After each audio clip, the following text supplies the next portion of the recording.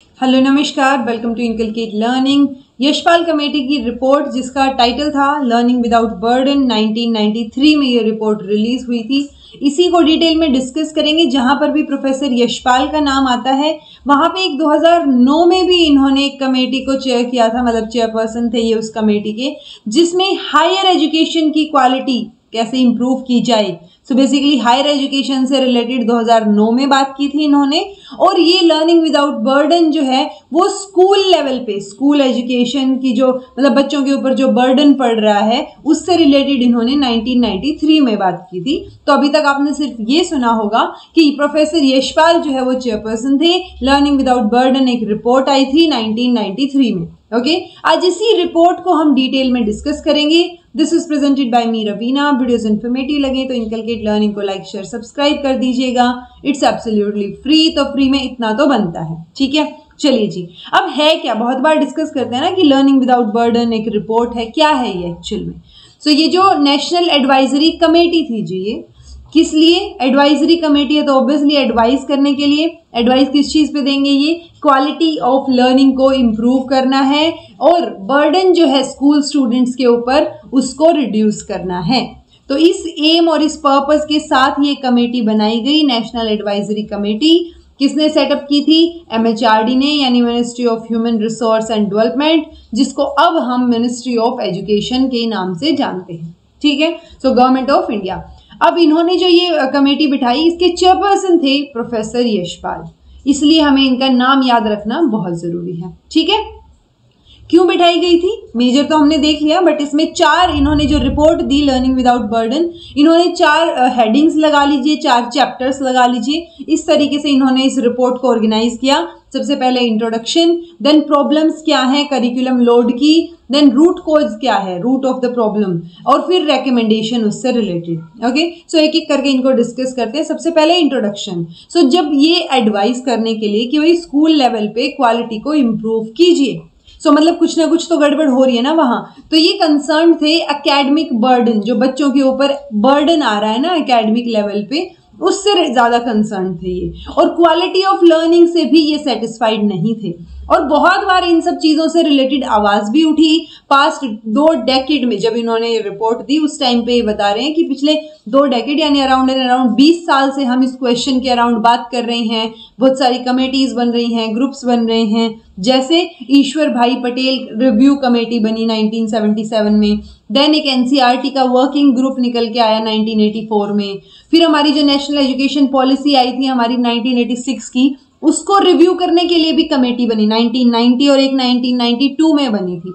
ठीक है, जो मैंने आपको डिटेल में करवा रखी है। और उन्होंने बहुत सारी रिकमेंडेशंस भी दी कि कैसे हम एकेडमिक बर्डन बच्चों से रिड्यूस कर सकते हैं, कम कर सकते हैं। ओके, अब पॉइंट ये होता है ना कि ये जो कमेटीज बनती हैं करिकुलम से रिलेटेड या किसी भी पॉलिसी से रिलेटेड, सो वो किसके मतलब एग्रीमेंट में या कॉन्टेक्ट में रहती हैं जो बाकी डेवलपमेंट एजेंसीज होती हैं। जैसे अब इस पॉलिसी ने या इस रिपोर्ट ने एक चीज बोल दी अगर, तो वो करिकुलम डेवलपमेंट एजेंसीज जो हैं वो इनके साथ लिंकअप करेंगे और वो इनको बोलेंगे कि भाई जब भी हम अगली बार करिकुलम को रिवाइज करेंगे, आने वाला जो करिकुलम है उसमें इन बातों का ध्यान रखा जाएगा। ठीक है, बट वही जैसे जुमले होते हैं कि भाई बोल दिया और होता नहीं है काम।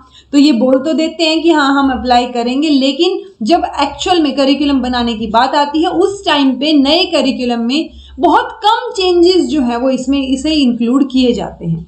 यानी अच्छे से जो है वो चेंजेस करिकुलम डेवलपमेंट एजेंसीज उसमें इंक्लूड नहीं करते या नहीं कर पाते। कोई भी सिचुएशन हो सकती है, और यही सिचुएशन हुई थी जब NPE 1986 जो है उसके इम्प्लीमेंटेशन की बात आई थी। तो वहां पे यही सेम इश्यू निकल के आया कि बोला तो गया कि करेंगे लेकिन हो नहीं पाई वो चीज।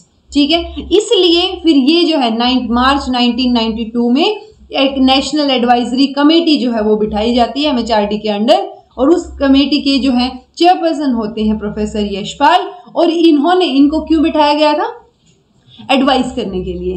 किसके ऊपर? कि कोई तरीके या कोई मीन्स बताइए जिससे हम बच्चों पे, जो स्कूल के स्टूडेंट्स हैं उनके ऊपर जो लोड पड़ रहा है उसको रिड्यूस कर सके, प्लस हम क्वालिटी इंप्रूव जो है वो कर पाएं लर्निंग की, कि हम ज्यादा बेहतर तरीके से उनको सिखा पाएं, स्किल फॉर्मुलेशन हो पाए, लाइफ लॉन्ग लर्निंग जो है वो बच्चों को मिले। ठीक है, ऐसा ना हो कि बस रट्टाफिकेशन चल रही है। ठीक है, तो इसलिए ये कमेटी जो है बैठाई गई थी। अब इस कमेटी पे काम करना शुरू करें उससे पहले कमेटी ने डिसाइड किया कुछ एक पैरामीटर्स कि किन किन के ऊपर काम करेंगे, राइट। सो एक नेशनल पर्सपेक्टिव इन्होंने रखा, ऐसा नहीं है कि पर्टिकुलर कोई स्टेट के ऊपर इन्होंने फोकस किया, इन्होंने सब चीजों पे नेशनल लेवल पे एक ब्रॉड व्यू लेके चले ये, और इन्होंने डिसाइड किया कि हम अपना काम जो है वो सिर्फ सीबीएसई के स्कूल्स या जो एनसीईआरटी का सिलेबस है, टेक्स्ट बुक है, वहां तक लिमिटेड नहीं रखेंगे। हम जो है जो स्टेट्स में या यूनियन टेरिटरीज में जो टेक्स्ट बुक्स लागू होती हैं, जो स्टेट बोर्ड लागू करता है टेक्स्ट बुक्स, उन सबको भी रिव्यू करेंगे, देखेंगे उनको, ठीक है। तो हम सिर्फ सीबीएसई या एनसीईआरटी की टेक्स्ट बुक्स तक जो है वो लिमिटेड नहीं रहेंगे। दूसरी चीज इन्होंने decided to base its recommendation on the data obtained through perception surveys. तो इन्होंने ये सोचा कि हम टीचर्स से भी कंसल्ट करेंगे, टेक्स्ट बुक को भी एनालाइज करेंगे, इंस्ट्रक्शनल मटेरियल को भी देखेंगे, और एक ब्रॉड सर्वे के द्वारा हम जो है अपना डाटा सामने रखेंगे, ठीक है। तीसरा इन्होंने डिसाइड किया कमेटी ने to look at the work of agencies या ऑर्गेनाइजेशंस जो कि इनोवेटिव प्रोग्राम्स कर रही हैं। सो जितना इनोवेटिव प्रोग्राम वो कर रहे होंगे हम उनके ऊपर देखेंगे कि कैसा चल रहा है, तो हम उनके ऊपर उन एजेंसीज या ऑर्गेनाइजेशंस के ऊपर भी फोकस करेंगे, उनके काम पे फोकस करेंगे। ओके, प्रोसेस ऑफ कंसल्टेशन कहाँ से शुरू होता है, फिर एक मीटिंग जो है ये बिठाते हैं फ्यू फैकल्टी मेंबर्स जो एनसीईआरटी के थे उनके साथ, फॉलोड बाय फिर टीचर्स और प्रिंसिपल्स के साथ, अलग अलग स्टेट के उनके साथ मीटिंग करवाई जाती है। उसमें भी स्पेसिफिकली शुरुआत इन 4 जो है जगह से हुई थी, दिल्ली, तिरुवनंतपुरम, पुणे और कलकत्ता। तो सबसे पहले यहाँ से इन्होंने सर्वे या जो बातचीत मीटिंग यहाँ से इन्होंने शुरू की, ठीक है। और उसके बाद बाकी सब लोगों से भी इन्होंने डिस्कशन किया, बातचीत की। क्या निकल के आया उस बातचीत का नतीजा और जो सर्वे वगैरह किए उनका नतीजा, प्रॉब्लम ऑफ करिकुलम लोड। तो करिकुलम लोड की प्रॉब्लम कहाँ से शुरू हो रही है, क्या चीजें हैं, क्या गड़बड़ हो रही है। सो वो प्रीएम्बल से लेके, और ये not just an urban problem कि ये सिर्फ अर्बन प्रॉब्लम नहीं है, यहां तक इन्होंने 10 पॉइंट्स को डिस्क्राइब किया। इन 10 पॉइंट्स को एक एक करके डिस्कस कर लेते हैं। पहला है प्रीएम्बल, जिसमें ये बोल रहे हैं कि हमारी कमेटी ने एक मेजर फ्लो जो है हमारे एजुकेशन सिस्टम का वो निकाला, मतलब वो हमें ऐसा लगता है कि ये सबसे बड़ा फ्लो है, सबसे बड़ा जो है गड़बड़ यहाँ पे हो रही है। तो वो क्या गड़बड़ है, a lot is taught but little is learned और अंडरस्टूड, कि पढ़ाया बहुत कुछ जा रहा है लेकिन समझ और सीखा कितना है बच्चे ने वो बहुत कम है, ठीक है। तो एक सर्वे भी इन्होंने देखा कि दिल्ली में एक सर्वे जो है वो कंडक्ट किया गया और वहां से ये चीज निकल के आई कि जो बच्चों का स्कूल बैग है उसका वेट ऑन एन एवरेज जो प्राइमरी क्लासेस हैं पब्लिक स्कूल्स में उनका 4 किलो से ज्यादा वजन है, मतलब बेसिकली 4 किलो से ज्यादा वजन बच्चे जो है अपने कंधों पे ढो के स्कूल जा रहे हैं और वापस आ रहे हैं। और जो एमसीडी के स्कूल्स हैं उनका अराउंड एंड अराउंड क्या है, 1 किलो है। सो पॉइंट ये है कि ये जो वजन है, हम इसमें सिर्फ ये बात नहीं कर रहे कि बच्चों के ऊपर ऐसे बोझा हमने डाल दिया, हमारा फोकस इसके साथ साथ मतलब ये जो फिजिकल लोड पड़ रहा है इसके साथ साथ जो लर्निंग का लोड पड़ रहा है ना बच्चों पे, उस चीज के ऊपर भी हम फोकस कर रहे हैं, ठीक है। सो ये काफी बड़ा इश्यू जो है वो यहाँ पे इन्होंने देखने को मिला कि बहुत कुछ पढ़ाया जा रहा है बट समझ कितना आ रहा है, सीखा कितना जा रहा है वो बहुत कम है। और ये जो लोड वाली बात थी, फिजिकल लोड वाली, ये जो बात थी, ये एमिनेंट राइटर आर के नारायण ने जो है उस टाइम पे कहाँ पे राज्यसभा में ये पॉइंट रखा कि डेली साइट क्या होती है, मतलब सुबह सुबह जब हम निकलते हैं देखते हैं सो बच्चे जो है वो अपना बोझा उठा के जा रहे होते हैं, इतना बड़ा भारी बैग। सो वो चीज इन्होंने राज्यसभा में एक पॉइंट रखा। सिचुएशन जो है वो बहुत वर्स हो गई है over these years with even pre school children, क्योंकि जो प्री स्कूल के बच्चे हैं जहाँ पे बुक्स और बैग लगना ही नहीं चाहिए वहां पर भी वो भारी भारी बैग उठा के चल रही हैं। और ये उन्होंने बोला कि ये साइट जो है, मतलब ये जो नज़ारा है, ये सिर्फ मेट्रोपॉलिटन सिटीज की बात नहीं हो रही है, स्मॉल टाउन, बिगर विलेजेस, सब जगह पे ये नज़ारा देखने को मिलता है कि छोटे छोटे बच्चे जो हैं बड़े बड़े बैग, मतलब अपने वजन से ज्यादा उनके बैग्स होते हैं, इतना भारी बैग उठा के वो जा रहे होते हैं, ठीक है। सो एक डायमेंशन तो ये है कि वेट है स्कूल के बच्चों पे, मतलब स्कूल का जो बैग है वो जो वेट है एक डायमेंशन है, लेकिन दूसरा डायमेंशन क्या है, बच्चों का डेली रूटीन। सो बिल्कुल अर्ली चाइल्डहुड से ही बच्चों का रूटीन क्या होता है, आप देखेंगे कि छोटे छोटे बच्चों को भी पेरेंट्स खुद पढ़ाने की बजाय उनका ट्यूशन लगवा देते हैं कि जाके बस होमवर्क करवा देंगे ट्यूशन वाले। सो पॉइंट ये है कि उनको जो है, जो उनकी वो निकल के आनी चाहिए ना, जो उनका पोटेंशियल निकल के आना चाहिए, क्रिएटिविटी निकल के आनी चाहिए, वो निकल के ही नहीं आ पाते, क्योंकि एक पर्टिकुलर स्ट्रक्चर में उनको डाल दिया जाता है कि पहले वो स्कूल जाएंगे, उसके बाद वो पर्टिकुलर किसी ट्यूशन पे जाएंगे, फिर टाइम बच गया तो पेरेंट्स कोई और क्लासेस उनकी लगवा देते हैं, कभी स्विमिंग क्लास हो रही है, कभी कोई क्लास हो रही है, ठीक है। तो वो सारी की सारी जो कोचिंग और इंस्टीट्यूशन या ट्यूशन है ना, वो अलग अलग जगह पे क्या हो रहे हैं, उनको डाल दिया जा रहा है। और ये स्पेसिफिकली पहले की बात अगर उस टाइम की बात करें तो ये अर्बन चाइल्ड यानी जो शहरों में बच्चे रह रहे हैं उनकी बात हो रही थी ज्यादातर, क्योंकि गांव में इतना ज्यादा ट्यूशन का स्कोप होता नहीं था, कोई था नहीं पढ़ाने वाला। बट अब गांव में भी बच्चे ट्यूशन पे जाते हैं बहुत ज्यादा, ठीक है। सो ओवरऑल ये सिर्फ ये कहना चाह रहे हैं कि बच्चे का जो इनेट नेचर है, कैपेसिटीज हैं, उनको अपॉर्चुनिटी नहीं मिलती कि वो डेली रूटीन में अपनी चीजों को एक्सप्रेस कर पाएं। मतलब यहाँ पे बच्चों के पास कई बार तो खेलने को भी टाइम नहीं होता, सिंपली चीजों को एंजॉय करने को टाइम नहीं होता, वर्ल्ड को एक्सप्लोर करने को टाइम नहीं होता। तो ये सबसे बड़ी प्रॉब्लम जो है इन्होंने फर्स्ट पॉइंट में दिखाई। दूसरा पॉइंट है जॉयलेस लर्निंग, यानी जो सीख रहे हैं जितना भी, तो वो फोकस सिर्फ सिलेबस कवरिंग पे जा रहा है कि हमें जल्दी से जल्दी, टीचर्स का फोकस होता है कि सिलेबस हम कवर कर दें, ठीक है। तो वो कैसे भी किया जाए, जिस भी मैनर में जो भी चीजें होंगी, बस एक बार सिलेबस कंप्लीट हो जाए, उस पर ज्यादा फोकस होता है, ठीक है। जो एवरेज स्कूल्स हैं, स्पेशली जो स्कूल्स रूरल एरियाज में हैं, even routine teaching of the kind described about does not take place in many class. तो बहुत बार ये होता है कि मतलब वहां तो ये वाली टीचिंग भी नहीं होती बहुत बार, ठीक है। तो सिलेबस पे ज्यादा फोकस होता है, बच्चों के इंटरेस्ट पे, कैसे उनको पढ़ाया जाना चाहिए, उन चीजों पे ज्यादा फोकस नहीं है। इसलिए लर्निंग जो है उसमें मजा नहीं आ रहा है, इंजॉय नहीं कर पा रहे हैं बच्चे उसको।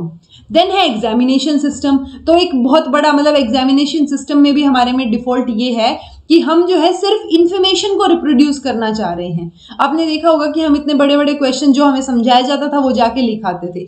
इनफैक्ट मुझे जहां तक याद है 7th 8th क्लास में हमारी एक सोशल साइंस जो है वो पढ़ाने के लिए मैम होते थे, हमारे पास बुक भी नहीं थी उसकी, और ना हमें बोला जाता था कि एनसीईआरटी ले आना। वो सिर्फ क्या करते थे, क्लास में आके डिक्टेट कर देते थे कि ये क्वेश्चंस लिख लीजिए, और वो क्वेश्चंस हमें याद करके जाने होते थे, और वही क्वेश्चन जो है उन्हीं में से फिर पेपर में आ जाता था और हम लिख देते थे, ठीक है। तो वो सिचुएशन जो मैं इमेजिन कर पा रही हूँ, क्योंकि इन्होंने 1993 में बोला, मेरी सिचुएशन ही 2006-7 के आसपास रही होगी। सो वहां पे भी 7th 8th क्लास में जब ये होता था, तो बिल्कुल सही है ये पॉइंट तो कहीं हद तक, ठीक है। आज भी यही होता है कि रिप्रोड्यूस करना है, बस आपको जो इन्फॉर्मेशन आपको पढ़ाई गई है वो आप जाके पेपर में लिखाइए, मार्क्स आ जाएंगे, दैट्स इट, राइट। बट जो उनकी एबिलिटी होनी चाहिए कॉन्सेप्ट्स को अप्लाई करने की, जो इन्फॉर्मेशन उनको दी जा रही है अनफेमिलियर चीज पे, नई प्रॉब्लम उससे कैसे सोल्व हो सकती हैं, वो सारी चीजों पे फोकस नहीं है। और ये सबसे बड़ा डिफेक्ट है एग्जामिनेशन सिस्टम का।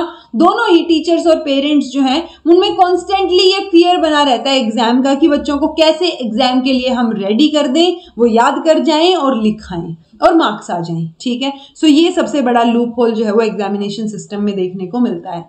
Text book as the truth, हम टेक्स्ट बुक को ही सब कुछ मान के चलते हैं, और टेक्स्ट बुक के साथ साथ इनफैक्ट अब तो गाइड बुक्स भी हैं। सो गाइड बुक्स किस लिए हैं कि जो टेक्स्ट बुक में क्वेश्चंस दिए हुए हैं उनका आंसर आपको गाइड बुक में मिल जाएगा, ठीक है। सो वो टेक्स्ट बुक को ही सब कुछ मान के चलते हैं, जो वहां लिखा हुआ है वही हमें याद करना है और वही लिख के आना है। प्रैक्टिकली क्या चीजें होंगी, कैसे समझना है कॉन्सेप्ट, वो सारी की सारी चीजें यहाँ पे हमें देखने को नहीं मिल रही हैं, ओके। देन है language of the text book. मतलब we hardly need to assert that our text books are not written from the child's view point.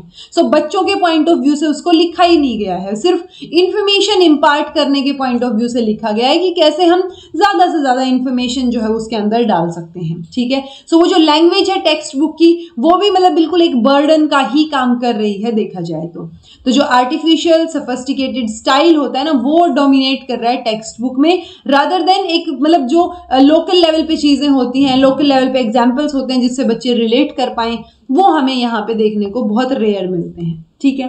Then है ऑब्जर्वेशन डिस्करेज्ड। अब बच्चे को जो पढ़ाया गया, मतलब वो होता है ना कि एक ऑब्जर्वेशन, आप लाइव एक तो ऑब्जर्व कर रहे हैं, एक आप बुक में देख के पढ़ रहे हैं, दो अलग अलग चीजें हो गई ना। सो जैसे 5th क्लास का एक एग्जाम्पल इन्होंने दिया कि साइंस की बुक में एक कैक्टस का प्लांट की फोटो दी हुई है और वहां पे बोला गया है कि इसको ऑब्जर्व कीजिए और इस पिक्चर को देख के आपको क्या समझ आता है वो लिखिए।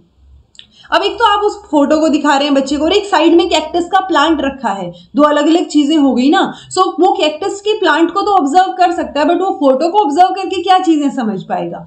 तो वो जो ऑब्जर्वेशन वाला पॉइंट है कि रियल लाइफ में ऑब्जर्व करवाया जाए, टीचर्स जो है बच्चों को बाहर लेके जाएं या लाइव चीजें दिखाएं, कुछ उससे रिलेटेड कुछ समझाएं, सो वो ऑब्जर्वेशन जो है वो यहाँ पे टेक्स्ट बुक्स की वजह से डिस्करेजमेंट जो है उनके प्रति आपको दिखेगी। सिलेबस का स्ट्रक्चर इस तरीके से बना रखा है जिसमें बच्चे का पॉइंट ऑफ व्यू जो है वो मिसिंग है, ठीक है। तो सिलेबस जो अलग अलग सब्जेक्ट्स का सिलेबस होता है तो उसमें हमें लार्ज नंबर ऑफ कंप्लेंट्स मिलती हैं पेरेंट्स और टीचर्स की तरफ से कि कंटेंट जो है सिलेबस का उसमें एक ओवरऑल ऑर्गेनाइजेशन या कोहेरेंस हमें देखने को नहीं मिल रही है। एक गैप है, मतलब जो लोअर लेवल पे आपको पढ़ाया जा रहा है जब आप हायर क्लास में जाएंगे तो उसमें एक गैप मिलेगा कि बच्चे को समझने में दिक्कत आए, जबकि एक स्मूथनेस हमें देखने को मिलनी चाहिए कि भाई फर्स्ट क्लास में ये पढ़ा है तो फर्स्ट क्लास वाला कैसे तो यूटिलाइज करके सेकंड में ये पढ़ना है, एडवांस लेवल पे ये थर्ड में पढ़ना है। तो वो जो गैप है हायर सेकेंडरी स्टेजेस पे वो हमें यहाँ पे देखने को मिलता है, ठीक है। क्योंकि कॉमन मतलब कई बार क्या होता है रिपीटेशन मिलेगी आपको सेम कंटेंट की, कि मान लो 6 से 8th क्लास की बुक है, मान लो हिस्ट्री की बुक्स हैं, तो उसके अंदर आपको क्या देखने को मतलब इतनी बड़ी हिस्ट्री को वो 6 to 8th में ही निपटा देंगे जो जो इंपॉर्टेंट पॉइंट्स होंगे उस हिसाब से, ठीक है। प्लस कई बार गैप मिलेगा कि आपको समझ ही नहीं आ रहा कि कोरिलेट कैसे करें, कि पिछली क्लास में तो ये पढ़ा था यहाँ पे इस तरीके से दिया हुआ है तो आप कोरिलेट नहीं कर पाते। तो एक कंटेंट में गैप देखने को मिल रहा है और कॉन्सेप्ट और इंफॉर्मेशन की रिपीटेशन की वजह से चीजें जो है वो बोर्डम की तरफ जा रही हैं और एक तरीके से लोड फील हो रहा है। ओके, टीचिंग एवरीथिंग, जैसे मैंने बोला ना 6th क्लास से 8th क्लास की अगर आप बुक्स देखेंगे ना हिस्ट्री की, तो उसमें सारी की सारी हिस्ट्री निपटा रखी है इन्होंने, मतलब एंशिएंट से लेके मॉडर्न, उसके बाद वर्ल्ड हिस्ट्री 9th क्लास से शुरू कर दी। सो पॉइंट क्या है कि हम चाह रहे होते हैं कि सब कुछ पढ़ा दें, वो सब कुछ पढ़ाने के चक्कर में ना हम एक्सप्लेन नहीं कर पाते उस कॉन्सेप्ट को और हम सिर्फ इंफॉर्मेशन तक ही सीमित हो जाते हैं। जैसे एक पेज पे आपको क्लास 7th की साइंस की टेक्स्ट बुक में कुछ एक चीजें कवर्ड मिलेंगी जिसमें वो टाइम पीरियड की डेफिनेशन दे रहे हैं कि how to find the number of oscillations per second, definition दे दी फ्रीक्वेंसी की। सो वो डेफिनेशंस मिलेंगी, कैसे करना है, क्या चीजें करनी है, कैसे हो रहा है, रियल लाइफ एग्जांपल्स क्या हैं, वो यहाँ देखने को नहीं मिलेंगे। तो हम पढ़ाना सब कुछ चाह रहे हैं लेकिन वो सब कुछ मोटे मोटे तौर पे पढ़ाया जा रहा है, कुछ समझ आ जाए, डिटेल में समझ पाए बच्चे, कोरिलेट कर पाए, वो चीजें देखने को नहीं मिल रही हैं। स्टार्टिंग अर्ली, मतलब हम बचपन से ही प्री स्कूल में जहाँ पे बुक्स अवेलेबल नहीं करवाई जानी चाहिए, मतलब बुक्स अलाउड नहीं होनी चाहिए कि बच्चे बिल्कुल बैग भर के बुक्स लेके जाएं, वहां पर भी कुछ ना कुछ बुक्स कॉपी वगैरह जो है वो यहाँ पे लगवाई जा रही हैं। सो एजुकेशन सिस्टम को अगर हम देखें तो बहुत सारे लूप होल्स हमें देखने को मिल रहे हैं जिसकी वजह से बच्चे का जो इंट्रिंसिक मोटिवेशन है, नेचुरल एबिलिटीज हैं, उनके ऊपर ज्यादा फोकस नहीं हो रहा है। हम उनको पर्टिकुलरली एस्टिमेट नहीं कर पा रहे हैं कि इस बच्चे का जो है वो क्या मोटिवेशन है, किधर इंटरेस्ट है, वो नहीं समझ पा रहे हैं हम, क्योंकि हमारा फोकस जो है वो फॉर्मल लर्निंग पे, टेक्स्ट बुक पे है। और ये प्रॉब्लम सिर्फ अर्बन प्रॉब्लम नहीं है, ये हर जगह की प्रॉब्लम है जो कि एजुकेशन सिस्टम में जो रूरल एरियाज में है वहां पर भी डीपली प्रिवलेंट है। ये जो भी प्रॉब्लम्स हमने बेसिक प्रॉब्लम्स पढ़ी, मान लो और भी प्रॉब्लम्स हो सकते हैं कि टीचर की एब्सेंस है, वहां पे स्कूल में प्रॉपर जो रिसोर्सेज हैं वो अवेलेबल नहीं है, तो वो एक तरीके से प्रॉब्लम, ये सारी की सारी प्रॉब्लम भी करिकुलम लोड की तरह ही गिनी जाएंगी। So it's not just an urban problem, rural areas में भी उतनी ही दिक्कत है। सो ये सारी की सारी हमने प्रॉब्लम्स पढ़ी 10 की 10। अब रूट्स क्या है इन प्रॉब्लम की? सो वो रूट कॉज आपको यही देखने को मिलेगी कि एक तो नॉलेज वर्सेस इन्फॉर्मेशन, हम सिर्फ इन्फॉर्मेशन पे फोकस कर रहे हैं कि हमें फैक्ट्स और इन्फॉर्मेशन बुक्स में डाल दी, बच्चे उसको पढ़ लें और वापस से एग्जाम टाइम पे लिखाएं, गड़बड़ है। Isolation of experts from classroom realities, अब जो एक्सपर्ट्स बुक्स बना रहे हैं, मान लो साइंटिस्ट है कोई साइंस का और वो बुक लिख रहा है, उसने बुक बना दी, एनसीईआरटी बना दी, बट उसको नहीं पता बच्चे को कैसे पढ़ाना है, राइट। सो टीचर्स से बुक जो है वो लिखवाई जानी चाहिए और साइंटिस्ट या जो एक्सपर्ट है उनसे रिव्यू करवाई जानी चाहिए, बल्कि यहाँ पे ऐसा नहीं होता। तो यहाँ पे ये स्पेसिफिक पॉइंट इन्होंने बोला कि जो एक्सपर्ट्स हैं वो क्लासरूम रियलिटीज से आइसोलेटेड है, उनको पता ही नहीं है ग्राउंड लेवल पे क्लासरूम में क्या चीजें हो रही हैं, इसलिए वो हमें थोड़ा सा चेंज करना पड़ेगा कि जो टीचर्स पर्टिकुलरली क्लासरूम में पढ़ाते हैं उनको पता है किस तरीके से बच्चे को समझाना है, कौन सा टॉपिक कितना समझाना है, कितना टाइम लगता है। सो उन टीचर्स को ट्रेनिंग दी जानी चाहिए कि कैसे बुक लिखनी है। ओके, सेंट्रलाइज कैरेक्टर आपको देखने को मिलेंगे, डिसेंट्रलाइजेशन नहीं देखने को मिलता। Convention of teaching the text, तो अल्टीमेटली वो मतलब जो टेक्स्ट बुक में लिखा है वही पढ़ाना है, वो मेन प्रॉब्लम है। कंपटीशन बेस्ड सोशल ईथोस, आपको हर जगह पे कंपटीशन नजर आएगा। मतलब अगर आप स्कूल में जा रहे हैं वहां अलग कंपटीशन है, पेरेंट्स अपने बच्चों में अलग से कंपटीशन करते रहते हैं। सो वो एक कंपटीशन ज्यादा हो गया कि मतलब बच्चे के अगर ज्यादा मार्क्स आ गए तो वो उसने बहुत हायर अचीवमेंट जो है वो हासिल कर ली और वही अच्छा है, वही इंटेलिजेंट है। सो वो सारी चीजें कंपटीशन की वजह से भी बहुत डाउन जा रही है quality. Absence of academic ethos, तो एकेडमिक लेवल पे जो एथिक्स हैं, वैल्यूज हैं, वो एब्सेंट है, वो चीजें नहीं सिखाई जा रही। तो ये मेन रूट कोज हैं, ये प्रॉब्लम्स हैं। ठीक है, अब ये प्रॉब्लम्स हैं, करिकुलम लोड हमने पढ़ लिया, उसकी प्रॉब्लम्स पढ़ ली, रिकमेंडेशंस क्या होंगी। सो ये एक कंक्लूजन पे निकल के आते हैं कि जो प्रॉब्लम हम लोड की बात कर रहे हैं वो सिर्फ कि भाई ओवर एंथुजियास्टिक करिकुलम डिजाइनर्स या फिर पुअरली इक्विप्ड टीचर्स, मतलब बहुत सारी चीजें हैं, सिर्फ एक जगह से नहीं आ रही है, बहुत प्रॉब्लम्स हैं, बहुत सारे अलग अलग एस्पेक्ट्स की वजह से ये चीजें निकल के आ रही हैं। तो अगर हम जो फ्यू एलीट क्वालिफिकेशंस हैं उनको ज्यादा इंपॉर्टेंस देंगे कि हाँ भाई बच्चा फर्स्ट आ गया, चाहे उसकी रियल कॉम्पिटेंस कुछ भी ना हो, तो वो ये जो गैप है एजुकेशन के लेवल पे ये बढ़ता चला जाएगा। तो हमें कॉम्पिटेंसी डेवलप करनी है बच्चों में, ना कि बस उनको रट्टाफिकेशन करवा के मार्क्स दिखाने हैं। सो वो चीज नहीं होनी चाहिए, हमें इंटरेस्टिंग बनाना है, बच्चों को अपॉर्चुनिटीज प्रोवाइड करनी है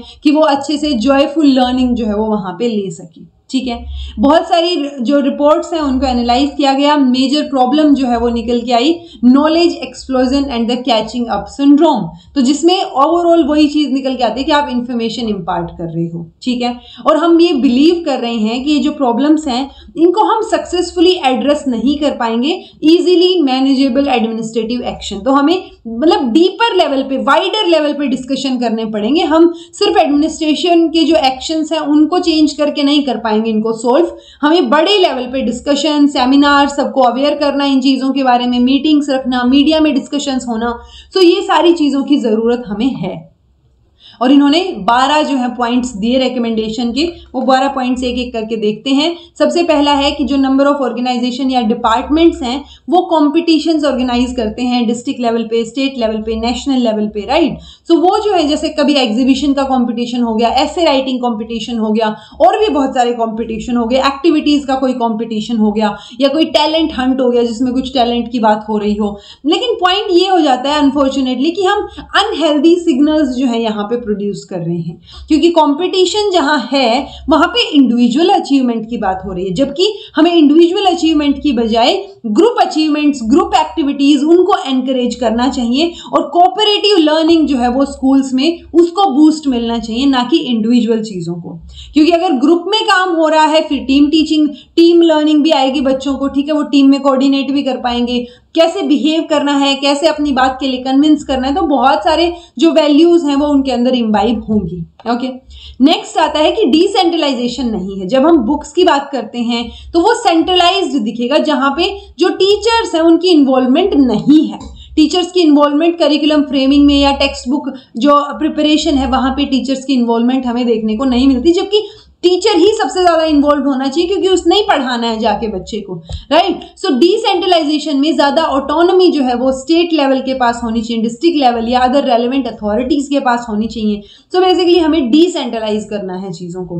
ओके, जो वॉलंटरी ऑर्गेनाइजेशंस हैं जो कि पेडागोजिकल इनोवेशन से रिलेटेड, मतलब पेडागोजी में हम यही तो पढ़ते हैं कैसे पढ़ाना है। सो वो इनोवेशन से रिलेटेड जो आइडियाज हैं, नए आइडियाज हैं, वो जो निकाल के ला रही है ना वॉलंटरी ऑर्गेनाइजेशन, उनके साथ हमें क्या करना है, एक पैचअप करना है, उनके साथ हमें कोलैबोरेट करना है, चीजों को ठीक करना है मिलके। We endorse the idea of setting up education committees, तो विलेज लेवल पे, ब्लॉक लेवल पे, डिस्ट्रिक्ट लेवल पे ये एजुकेशन कमेटीज जो है वो बनाने की बात करते हैं, ताकि वो एजुकेशन कमेटीज सुपरवाइज कर पाएं, उनके अंडर जो जो एरियाज आ रहे हैं, जो जो स्कूल्स आ रहे हैं, उनको सुपरवाइज कर पाएं कि भाई कितना काम कर रहे हैं, क्या काम हो रहा है, बढ़िया हो रहा है, नहीं हो रहा है, कहाँ गड़बड़ आ रही है। तो वो सुपरविजन के लिए हम एजुकेशन कमेटीज जो है वो रेकमेंड करते हैं। सफिशिएंट कंटीजेंसी अमाउंट जो है वो मिलना चाहिए। स्पेसिफिकली एक स्कूल का जो सैलरी बिल निकल के आया है कि एक स्कूल में ये खर्चा हुआ, ये सैलरीज, तो वो ओवरऑल जो बिल निकल के आया ना उसका 10% से कम नहीं होना चाहिए, उसके 10% या उससे ज्यादा हमें सफिशिएंट जो है वो कंटीजेंसी अमाउंट देना है, ताकि जो भी चीजें हैं वहां पे जो रिप्लेस करनी है, कुछ नई चीजें लेके आनी है, कोई इक्विपमेंट लेके आनी, तो वो सारी चीजें आ सकें, तो हमें कंटीजेंसी अमाउंट जो है वो सफिशिएंट प्रोवाइड करना है। देन आता है culture of writing text book, उसको चेंज करना है हमें, ठीक है। इसमें जितने ज्यादा टीचर्स को हम इन्वॉल्व कर पाएंगे उनकी ज्यादा जरूरत है हमें। जो साइंटिस्ट हैं या जो एक्सपर्ट्स हैं अलग अलग डिसिप्लिन में, वो एक्सपर्ट तो है लेकिन उनको ये नहीं पता मतलब कि वो उनको पढ़ाना कैसे है, तो वो आइसोलेशन वाला जो पॉइंट था ना, उसी के सोल्यूशन की बात हो रही है कि बुक राइटिंग में टीचर्स को इंक्लूड करना चाहिए हमें, ना कि साइंटिस्ट या एक्सपर्ट्स को, क्योंकि मतलब वो बुक राइटर की तरह नहीं लिख रहे, मतलब पॉइंट ये है कि वो उनको रियल लाइफ ग्राउंड लेवल पे जो चीजें हैं वो नहीं पता है, ठीक है। देन है 3 पैरेलल सिस्टम जो है स्कूल एजुकेशन में। पहला है सिलेबस, देन है टेक्स्ट बुक, देन एग्जामिनेशन। ये कॉन्करेंटली चल रहे हैं अलग अलग स्टेट्स में अलग अलग तरीके से, ठीक है। सो हर एक स्टेट में जो मेजॉरिटी ऑफ स्कूल्स हैं वो एफिलिएटेड है स्टेट बोर्ड से। जैसे मान लो मैं हरियाणा में हूं, तो जो हरियाणा बोर्ड है HBSC है, उससे स्कूल्स एफिलिएटेड है, प्लस CBSE से एफिलिएटेड है। तो इन्होंने ये देखा कि जो CBSE से एफिलिएटेड हैं वो थोड़ी सी ज्यादा प्रेस्टीज या एलाइट स्कूल्स, एलीट स्कूल्स जिनको हम बोलते हैं ना कि भाई अच्छा ये CBSE से रिकॉग्नाइज्ड है, तो उसको बढ़िया माना जाता है, ठीक है। तो जो CBSE का करिकुलम है ना वो एक ट्रेंड सेटर बन जाता है स्टेट बोर्ड के लिए, जिसकी वजह से वो स्टेट बोर्ड भी वही काम करेगा और करिकुलम जो है वो काफी हैवी हो रहा है। तो इन्होंने ये बोला कि जो CBSE की जुरिस्डिक्शन है वो सिर्फ केंद्रीय और नवोदय विद्यालय तक होनी चाहिए, यानी KVS, और जो NVS स्कूल्स हैं वहां पे करिकुलम जो है वो CBSE वाला होना चाहिए। बाकी स्टेट बोर्ड, बाकी जितने भी स्कूल्स हैं वो सारे के सारे स्टेट बोर्ड से एफिलिएटेड होने जरूरी है, ताकि बच्चों के ऊपर करिकुलम का लोड ना आए, ठीक है। देन है appropriate legislative and administrative measures जो है वो हमें अडॉप्ट करने हैं।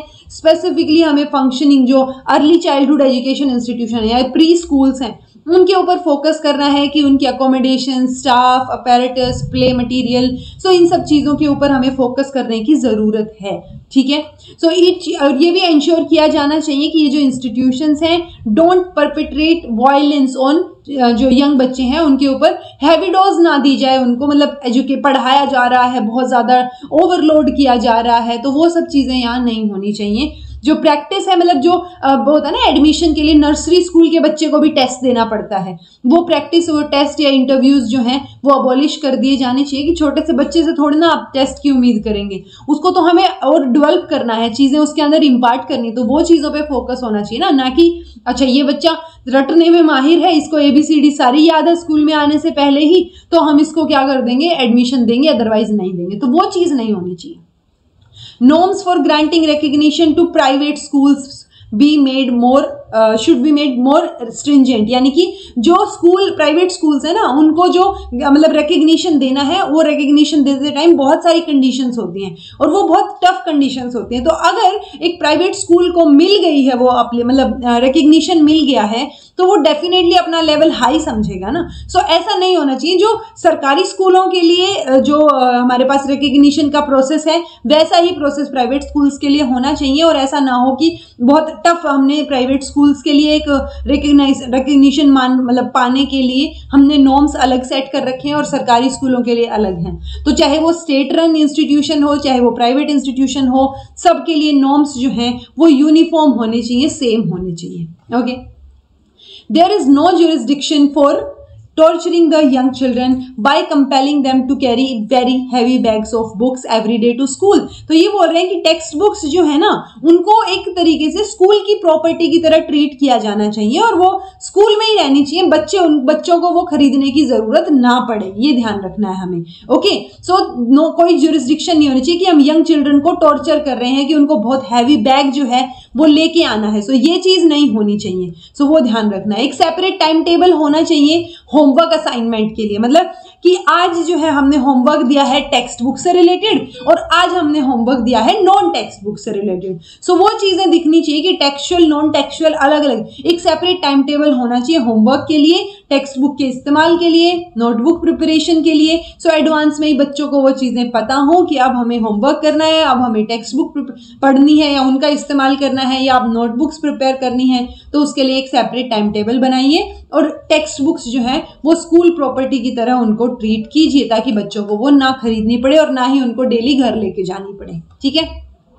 Nature and character of homework needs a radical change, जो मैंने अभी अभी बताया कि मान लो आपको आज होमवर्क मिल रहा है नॉन टेक्सचुअल का कि आपको घर जाके ये चीजें जो है आसपास डिस्कस करके आनी है, कोई प्रोजेक्ट दे दिया वो करके आना है, और एक दिन आपको होमवर्क मिल गया कि आपको टेक्स्ट बुक का काम करना है। सो वो टेक्सचुअल नॉन टेक्सचुअल ये चीजें होनी चाहिए। ये भी अपर प्राइमरी और सेकेंडरी लेवल पे बात हो रही है। इससे लोअर प्राइमरी क्लासेस में तो हमें होमवर्क देना ही नहीं है, ऐसा इन्होंने बोला। ठीक है। सो ये प्राइमरी लेवल पे होमवर्क नहीं देना, अपर प्राइमरी और सेकेंडरी क्लासेस में जहां नेसेसिटी है वहां होमवर्क दीजिए, लेकिन होमवर्क में भी आप एक बार प्रैक्टिकल होमवर्क दे दिया, एक बार टेक्स्ट बुक से रिलेटेड हो गया, तो ऐसे रोटेशन बेसिस पे आपको चीजें करवानी है। एग्जिस्टिंग नॉर्म जो है टीचर प्यूपिल टीचर रेशियो, एक टीचर पे 40 बच्चे या 40 बच्चों पे एक टीचर, ठीक है, उसको हमें अटेम्प्ट करना है कि हम उसको 1:30 तक लेके आ पाए। ये इन्होंने 1993 में बोला था। ओके, तो ये चीज ध्यान रखिएगा।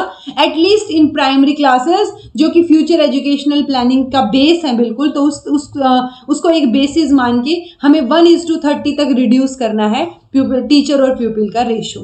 ओके, जितना ज्यादा आप इलेक्ट्रॉनिक मीडिया का इस्तेमाल करेंगे उतना ज्यादा चीजें चाइल्ड सेंटर्ड होती जाएंगी। सो जैसे पहले आता था ना कृषि दर्शन, सो वैसे कृषि दर्शन की तरह अब एक प्रोग्राम जो है टेलीविजन पे चलाया जाना चाहिए, शिक्षा दर्शन, जो कि एड्रेस करेगा जिसको बच्चे, स्टूडेंट्स, पेरेंट्स सब लोग मिलके इकट्ठा बैठ के देख सकें, टीचर्स वगैरह, वो सब कुछ ना कुछ वहां से हमें नया सीखने को मिले। सो एक शिक्षा दर्शन नाम का प्रोग्राम पॉसिबल हो सके तो उसको शुरू कीजिए। Inadequate programme of teacher preparation, उसकी वजह मतलब अगर टीचर ही अच्छे से मतलब अच्छा ड्यूरिंग नहीं है, उसने अच्छे से पढ़ा नहीं है बीएड लेवल पे, तो एक अनसेटिस्फैक्ट्री क्वालिटी हमें देखने को मिलेगी ना। तो हमें टीचर जो प्रिपेयर कर रहे हैं, हम प्री सर्विस है, ड्यूरिंग द सर्विस है, तो वो टीचर ट्रेनिंग के ऊपर फोकस करना है, अच्छे प्रोग्राम्स वहां पे हमें लेके आने हैं। ठीक है, तो जो पीएड के प्रोग्राम्स हैं जिसमें स्पेशलाइजेशन होती है उसको फोकस कीजिए, मतलब स्पेशलाइजेशन प्रोवाइड कीजिए कि जैसे अब आता है मान लो एमएड भी कर रहे हैं हम, सो एमएड लेवल पे लास्ट सेमेस्टर में या फिर एमएड तो पूरा ही कि आपको सेकेंडरी लेवल पे पढ़ाना है या एलिमेंट्री लेवल पे पढ़ाना है। मान लो किसी ने बीएलएड कर रखा है, सो बीएलएड वालों की जो स्पेशलिटी है एमएड के दौरान वो एलिमेंट्री एजुकेशन रहेगी, और एमएड की अगर जिन्होंने बीएड कर रखा है और वो एमएड कर रहे हैं सो उनकी क्या रहेगी, सेकेंडरी लेवल की रहेगी। ओके, तो वो स्पेसिफिकेशन की बात इन्होंने की कि स्पेशलाइजेशन चलाइए। अगर प्रोग्राम के ड्यूरेशन की बात करें तो ये कह रहे हैं कि ग्रेजुएशन के बाद कोई कर रहा है तो 1 साल का कर दो बीएड को, और अगर कोई हायर सेकेंडरी यानी 12th क्लास की बात कर रहा है तो उसको 3 से 4 साल का लेके चलो। ठीक है, ये जो प्रोग्राम्स की हम बात कर रहे हैं ये प्रैक्टिकम बेस्ड ज्यादा होनी चाहिए, प्रैक्टिकल्स पे ज्यादा बेस्ड होनी चाहिए कि आप जाएं, ट्रेनिंग लें, पढ़ाएं, कैसे पढ़ाना है। ठीक है, सो वो सारी चीजों के ऊपर फोकस करना है, एक इंडिपेंडेंट थिंकिंग डेवलप करनी है ट्रेनीज में।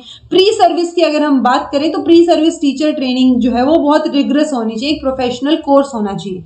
और अगर प्रोफेशनल कोर्स है, इंटेंसिव प्रोग्राम है, तो जो कॉरेस्पॉन्डेंस से बीएड करवाते हैं यानी बीएड जो है जो डिस्टेंस से बीएड हो रही है उसको डीरेकग्नाइज्ड कीजिए, उसकी मान्यता को रद्द कीजिए। ठीक है, continuing education of teachers must be institutionalised, तो कंटिन्यूज भी करना है हमें। यहां तक तो प्री सर्विस की बात हो गई ना, ड्यूरिंग द सर्विस भी हमें अपडेट करने के लिए इन सर्विस ट्रेनिंग जो है वो उनको प्रोवाइड करवानी है। ठीक है, पब्लिक एग्जामिनेशन जो हम क्लास 10th या 12th में लेते हैं उनको रिव्यू कीजिए थोड़ा, जो टेक्स्ट बेस्ड चीजें हम करते हैं उनको क्विज टाइप यानी ऑब्जेक्टिव क्वेश्चन के टाइप का बनाइए, ताकि एक कॉन्सेप्ट बेस्ड क्वेश्चनिंग जो है वो बनाई जा सके, ताकि बच्चों को रटना ना पड़े और वो समझ के उस क्वेश्चन को सोल्व कर पाए। तो वो जो मेमोराइजेशन वाला है, फैक्ट्स रिमेंबर करने वाली चीज है, उसको थोड़ा चेंज कीजिए और क्वालिटी को थोड़ा इंप्रूव कीजिए। ठीक है। उसके लिए इन्होंने बोला कि एक प्रोजेक्ट टीम जो है वो होनी चाहिए, उसमें बहुत सारे सब ग्रुप्स होने चाहिए। सब ग्रुप्स किस बात का ध्यान रखेंगे, वो इंश्योर करेंगे कि मिनिमम नंबर ऑफ टॉपिक्स कितने पढ़ाने हैं, मिनिमम जो टॉपिक आप पढ़ा रहे हैं, जो कॉन्सेप्ट आप पढ़ा रहे हैं, वो एक टॉपिक में कितने कॉन्सेप्ट आ जाएंगे, तो वो मिनिमम नंबर कितना होना चाहिए, ठीक है। और वो जो कॉन्सेप्ट आप पढ़ा रहे हैं उसमें टोटल टाइम कितना लगेगा, मिनिमम नंबर ऑफ कॉन्सेप्ट को मान लो मैं ये बोल रही हूँ कि 4 कॉन्सेप्ट पढ़ाने के लिए मिनिमम 1 घंटा तो चाहिए ही चाहिए, ठीक है। तो वो मिनिमम आवर्स जो है वो हमें यहाँ पे सेट करने, और ये सब ग्रुप जो कि एक प्रोजेक्ट टीम के अंडर बनेगा, वो सब ग्रुप इन सब चीजों को चेक करेगा। ओके, जैसे इन्होंने बोला कि मैथमेटिक्स करिकुलम की अगर हम बात करें प्राइमरी क्लास में, तो जितनी भी चीजें उनको थोड़ा स्लो डाउन करना है पेस को, ताकि बच्चे जो है एक्चुअल चीजों को ज्यादा समझ पाए और वो कोरिलेट कर पाए। सो उस चीज के ऊपर इन्होंने ज्यादा फोकस किया है। लैंग्वेज टेक्स्ट बुक्स पे इन्होंने फोकस करने को बोला कि ये एडिक्वेटली रिफ्लेक्ट करें, जो भी आप स्पोकन आइटम है उन चीजों को ये रिफ्लेक्ट बैक करें अच्छे से। एक अटेम्प्ट होना चाहिए कि फ्यूचर टेक्स्ट बुक्स जो है उनमें एक एडिक्वेट रिप्रेजेंटेशन मिले, किसके लिए, जो बच्चों के एक्सपीरियंसेस हैं, जो इमेजिनरी स्टोरीज हैं, पोएम्स हैं, बेसिकली बच्चे उससे कनेक्ट कर पाएं। ऐसा ना हो कि बच्चे उससे कोरिलेट ही नहीं कर पा रहे, उन्होंने वो चीज देखी ही नहीं है कभी। ओके, तो वो देखी हुई चीज, उनकी एक्सपीरियंस की हुई चीज को हमें इंक्लूड करने की कोशिश करनी है। जो साइंस का सिलेबस है या टेक्स्ट बुक है प्राइमरी लेवल पे, वो एक उसके लिए मतलब ग्रेटर रूम या एक्सपेरिमेंटेशन का जो कॉन्सेप्ट है वो हमें लेके आना है कि एक्सपेरिमेंटेशन हम करवा पाए, हम एटलीस्ट उनको करके ही दिखा पाए, नहीं करवा रहे हैं तो डेमोन्स्ट्रेशन हो पाए। सो वो चीजें, ताकि वो थोड़े से एंथुजियास्टिक रहें और इंटरेस्ट रखें उस पर्टिकुलर चीज में। नेचुरल साइंसेस का जो सिलेबस है सेकेंडरी या सीनियर सेकेंडरी लेवल पे, उसको भी रिवाइज करना है और अल्टीमेटली हमें लिंक करना है एक्सपेरिमेंट से। सो आपको ओवरऑल 2-3 चीजें दिखी होंगी कि ये जो है एक्सपेरिमेंटेशन की बात कर रही हैं, प्रैक्टिकल चीजों की बात कर रही हैं, ठीक है। प्रैक्टिकल के साथ साथ बच्चों की लर्निंग पे और उनके इननेट पोटेंशियल को बाहर निकालने पे फोकस कर रही हैं। जो मेमोराइजेशन है, फैक्ट्स है, वो चीजों पे ज्यादा फोकस नहीं होना चाहिए। जो बच्चों का स्कूल बैग है वो एक बर्डन की तरफ, फिजिकल लोड भी नहीं होना चाहिए और एकेडमिक लोड भी हमें कम करना है, ठीक है। तो ये सब चीजें जो है वो यशपाल कमेटी ने डिसाइड की थी या बताई थी, रेकमेंड की थी। इसी में फर्दर पॉइंट है, जैसे मैंने हिस्ट्री का सिलेबस का बताया था ना, तो वो रिपीटेशन नेचर जो है वो उसको चेंज किया जाना चाहिए। ऐसा ना हो कि जैसे ये क्लास 9th एंड 10th वगैरह के लेवल पे चीजें रिपीट हो रही हैं, ऐसा नहीं होना चाहिए कि 6 to, अगर आप देखेंगे ना हिस्ट्री का सिलेबस, तो जो 6 to 8th में है मोटा मोटा, वो 11th और 12th में बहुत डीप में बता रखा है अगर आप देखेंगे तो, ठीक है। मॉडर्न हिस्ट्री चेक करेंगे। सो वो चीजें हैं कि आप रिपीटेशन मत रखिए ना, कुछ नया सिखाइए और उसको थोड़ा थोड़ा करके ही सही, ज्यादा सिखा दीजिए। ज्यादा इन द सेंस कि आपने 6th में कोई पर्टिकुलर चीज सिखा दी, डीप में सिखाई है, पॉइंट हमने सिलेबस का कम कर दिया, बट हमने जो सिखाया वो अच्छे से सिखाया, डीप में सिखाया। फिर 7th क्लास में उससे आगे बढ़िए, ना कि उसी को कुछ रिपीट कीजिए। तो वो रिपीटेशन जो है वो थोड़ा सा चेंज किया जाना चाहिए, ठीक है जी। सो ये जो है यशपाल कमेटी की रिकमेंडेशंस थी। आई होप आपको समझ आई हो।